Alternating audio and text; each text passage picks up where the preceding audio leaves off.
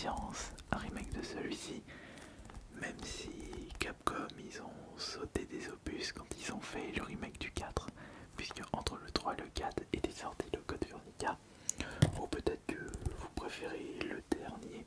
Non, le dernier c'est le remake du 4. Il y a le prochain qui devrait sortir l'année prochaine si je ne me trompe pas. Mais si on enlève les remakes, le dernier c'est le village, le 8ème. Bon allez, on va commencer par celui qui se trouve ici, qui est mon Resident Evil préféré.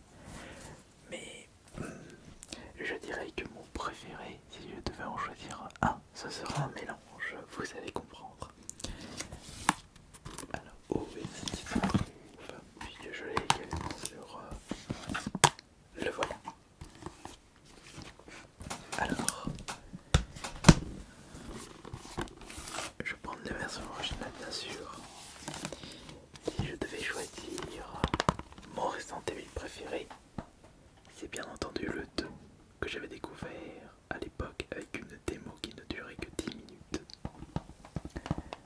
Et j'ai tout de suite accroché à l'ambiance, le fait qu'il fallait fouiller tous les recoins du commissariat, trouver les bonnes clés, essayer de savoir par où passer. Je suivais la trame scénaristique avec passion. Trouver de nouvelles armes, ouvrir un tiroir contenant des cartouches, c'était vraiment des plaisirs. C'était des petits plaisirs, mais ça faisait tout dans le jeu. Et que dire de cette bande son exceptionnelle? Voilà pourquoi je préfère jouer avec le remake par rapport à l'original, même s'il a encore son charme et qu'il n'a pas trop mal vieilli grâce aux caméras fixes. J'ai quand même une préférence pour le remake, mais avec la bande son de l'original, puisque les nouvelles musiques, la nouvelle bande son, non, ce n'est pas la bande son de l'époque avec cette musique du laboratoire clandestin qui est la meilleure musique de l'histoire des Resident Evil. Et concernant le Resident Evil 2, je possède également la version GameCube.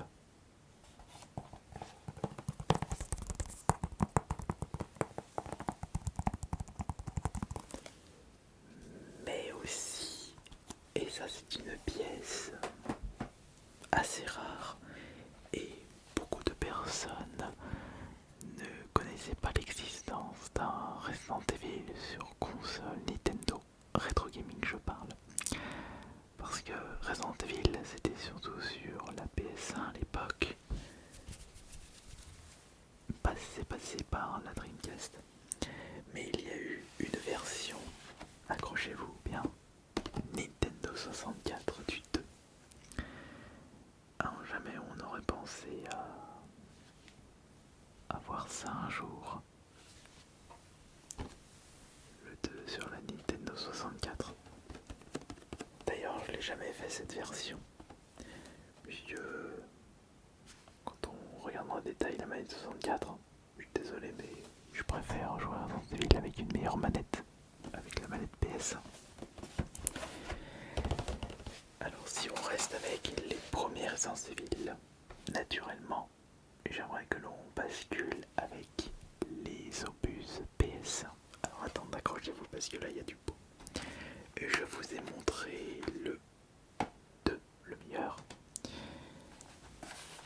Évidemment, je devais vous présenter le premier Resident Evil,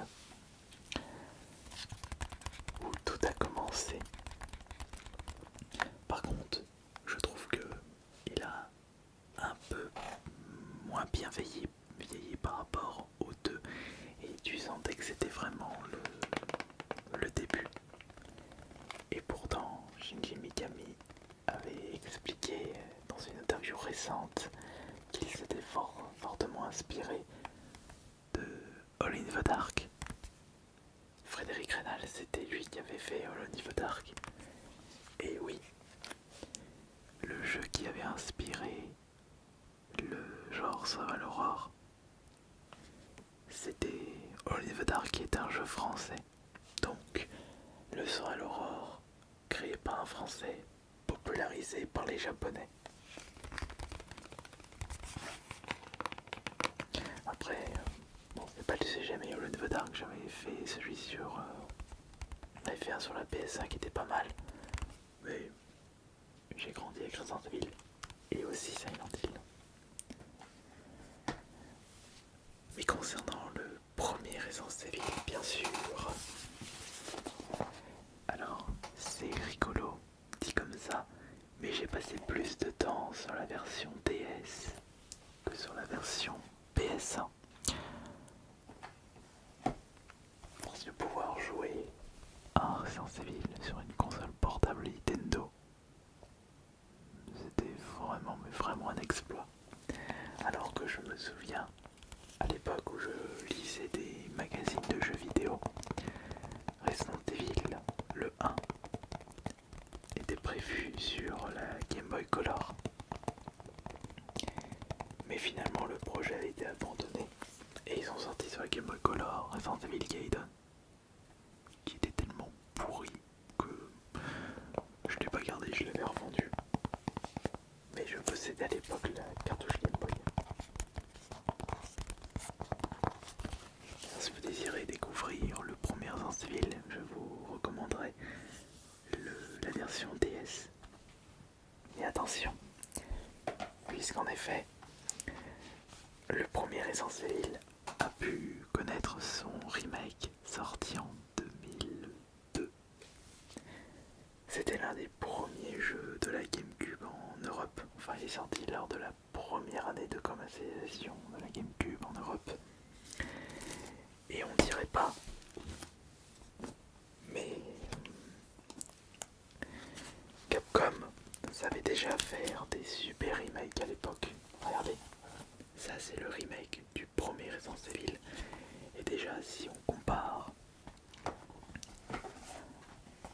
en termes de graphisme, une version PS1 sortie en 98 ou 99. Alors celui-là il est sorti en 97. Ah, je pensais pas qu'elle était aussi vieux. Rendez-vous compte, 5 ans séparent la version PS1 et la version GameCube. Il y a juste une génération de consoles différentes. Et la différence de graphisme est époustouflante. Je vous invite à aller regarder des gameplays.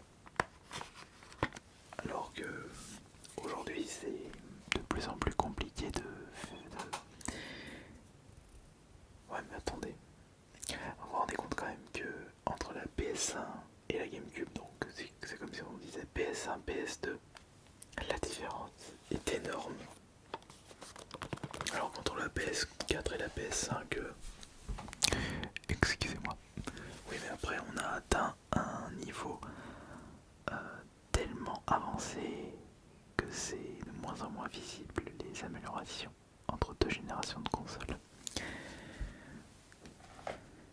J'avais oublié de vous présenter le troisième Resident Evil, donc le troisième sorti sur la PS1. Il y avait également Resident Evil Survivor que je possédais mais je ne l'ai pas gardé. Là nous avons le troisième Resident Evil, le Nemesis. Très très bon Resident Evil. De toute façon, que ce soit le 1, le 2 et le 3, les 3 Resident Evil de la PS1 sont des must-have, sont des jeux à absolument découvrir. Vraiment incroyable. Celui-là aussi a pu accueillir un remake, non pas sur la GameCube, mais sur la Xbox One et ainsi que sur la PS4. Un remake assez décevant parce que des niveaux ont été enlevés, comme le beffroi qui était dans la version originale. L'hôpital était quand même pas mal avec Carlos. Ben, c'est pareil dans l'original. Et ils ont même enlevé ils ont pas enlevé un autre truc aussi dans le... Mais si à un moment on se retrouve dans le cimetière, ils ont enlevé cette partie dans le... Faudrait que je le refasse. Faudrait faudrait que je le refasse, mais en plus je vais le refaire sur le Steam Deck. Ouais. Bah, du coup, mais attendez, il faut déjà que je termine Evil Within 1, que je retermine une nouvelle fois. Par contre, ce qui est dommage, c'est que ce remake de Resident Evil 3 est beaucoup trop court. Mais après, il reste plaisant à faire. Mais on est loin de la qualité du remake de Resident Evil 2, ça c'est sûr. Alors ce que je trouve quand même incroyable avec les Resident Evil, c'est que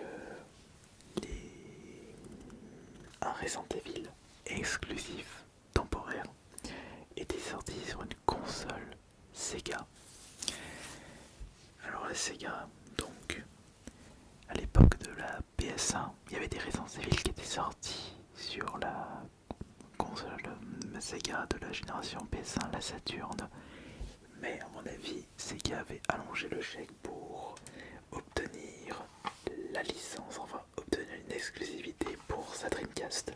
Donc la console Sega appartenant à la même génération que la GameCube, la première Xbox et la PS2. Le Resident Evil Code Veronica avec Claire ainsi que Jason Field, donc le frère et la sœur. Très très bon Resident Evil, excellent ce Resident Evil. Mais on était encore dans un Resident Evil à l'ancienne, puisque c'est à partir du 4 que le gameplay change radicalement. C'était une prise de risque pour Capcom de passer de Survival Horror, bon, de passer les styles sur la génération PS2 GameCube. C'était d'ailleurs le dernier Resident Evil de la génération GameCube PS2, c'était sorti d'ailleurs de pas sur la GameCube. Resident Evil 4 est du coup axé beaucoup plus action que horreur. Une grosse prise de risque qui s'est avérée être ultra concluante. C'est une prise de risque. Franchement, que ce soit des remakes et des prises de risque, Capcom font des excellents jeux. Et c'était pareil avec une autre prise de risque, puisque après le 4, le 5 et le 6, c'était également des jeux axés action. Et ils sont repassés dans de l'horreur à partir du 7 avec un mode de jeu FPS, chose qu'on avait déjà vu dans les Resident Evil avec les Umbrella Chronicles et comment il s'appelait l'autre sur la Wii. Alors il y avait Umbrella Chronicles et l'autre c'était Raccoon City Chronicles, je ne sais plus comment il s'appelait. Mais ça c'était pas plutôt des FPS, mais c'était des rail shooters, donc c'était encore autre chose. Mais là on avait le droit à un FPS et aussi un jeu fait pour la VR. Bon, je l'ai pas fait en VR parce que ça me donne mal au crâne et je me prends vraiment pas de plaisir avec le casque. Mais ce qui est sûr, c'est que cette prise de risque était encore une fois une franche réussite. Même s'il ne s'agit pas de mon Resident Evil préféré, le 7, j'ai passé de très bons moments dessus. Mais par contre, et j'aimerais basculer sur celui-ci maintenant. Regardez. Le 8ème, le village. Alors, c'est un très bon Resident Evil encore une fois. Je l'avais découvert avec le mode FPS et un peu plus tard avec la version PS5. Ils avaient intégré un mode TPS. Et par rapport à l'ambiance, ce Resident Evil Village est plus adapté en mode TPS qu'en mode FPS. Mais c'est un avis personnel. Là on remarque également qu'ils ont pris beaucoup d'éléments de gameplay du 4 avec par exemple les trésors à récupérer, à vendre, avec le marchand. Comment il s'appelait le marchand, je me souviens plus. Les différents gros niveaux, des phases très horreur. Ce Resident Evil Village, bon, si on enlève le moment ça partait en Call of Duty Zombie avec Reset Field rempli de balles, rempli de munitions et d'armes qui pouvaient tout casser sur son passage. C'était limite un sans faute pour ce village. Très bon Resident Evil. Ça c'est le village. Non, ça c'est pas le village. Bon attendez, là je suis un petit peu parti dans tous les sens. Quels sont les Resident Evil que je vous ai toujours pas présentés? Alors c'est de là. Alors ça c'est le 7ème Resident Evil. D'ailleurs, lequel je choisis entre ceux-là? Eh bien si je compare les deux en mode FPS, je préfère le 7. Mais si on a le mode FPS et le mode TPS dans le village, je préfère le village. Mais si je devais... Attendez, déjà je vais vous présenter le reste des Resident Evil, parce que là il y en a encore un petit peu. Le 5. Alors je me souviens qu'il avait fait polémique à l'époque par rapport aux ethnies présentes dans le jeu. Mais ce qu'il fallait savoir, c'est que Capcom était plus en train de critiquer les... comment je pourrais dire ça? Attendez, je vais peut-être éviter de dire de bêtises là par rapport au 5. Mais ce qui est bien, c'est que l'ambiance Afrique, ça donnait encore un vent de frais à la série Resident Evil. Ça montrait que malheureusement le virus créé par Umbrella pouvait toucher n'importe qui, n'importe où dans le monde. Le 5 possède une ambiance très intéressante. Donc là c'est le 4. Ah oui, si je devais sélectionner le pire Resident Evil et le seul de la trame principale que je n'ai malheureusement pas réussi à terminer, c'est le 6. Et pourtant j'ai tenté de le faire 2 fois et uniquement la campagne de Lyon. Désolé mais ça ne prend vraiment pas. Là c'est certes de l'action, mais beaucoup trop d'action. C'est un jeu sympa mais un très mauvais Resident Evil. Il n'y a rien à rattraper dans celui-là. Extrêmement déçu de ce Resident Evil 6. Heureusement que Capcom s'est rattrapé avec la suite. Le Resident Evil Origin Collection et contient le 1 et le 0. Ah oui, attendez, je ne vous ai même pas parlé du 0. Attendez, je vais le sortir. Le 0 était une exclusivité de la Nintendo GameCube. Après le remake du 1, Capcom a décidé de sortir une exclusivité GameCube avec le 0, donc qui est sorti après le 1, mais l'histoire se déroule avant le 1 avec l'infirmière de l'équipe Bravo que l'on rencontre dans le 1, Rebecca Chambers. Un joli brin de fille au passage. Il y a également, encore une fois, une gestion de personnages et d'inventaire très spéciale dans ce 0 qui se démarque des autres Resident Evil, mais une prise de risque encore une fois concluante. Tant qu'on reste dans les versions GameCube, là c'est le 4, donc l'original sorti sur la GameCube, qui est également après sorti sur la PS2 et ressorti sur des versions achetées. Le code Veronica X, puisque malheureusement avec l'arrêt de la Dreamcast et donc l'arrêt des consoles de chez Sega, on a pu remarquer des jeux sortis exclusivement sur Dreamcast ressortir sur les consoles concurrentes de Monkey Ball, des Resident Evil.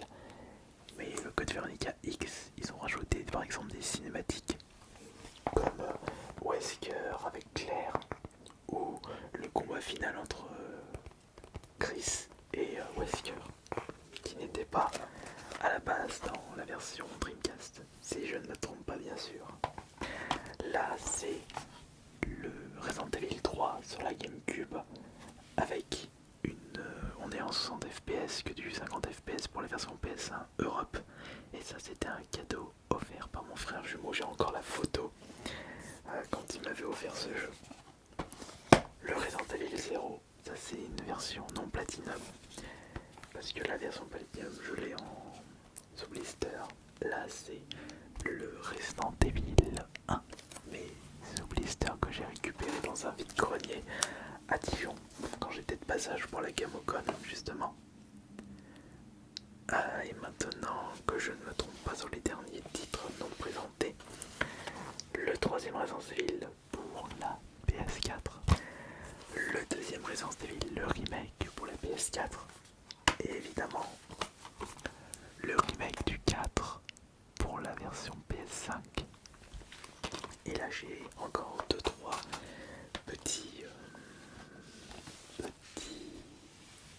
Resident Evil qui sortent un petit peu de l'ordinaire avec cette bouse de Resident Evil Révélation.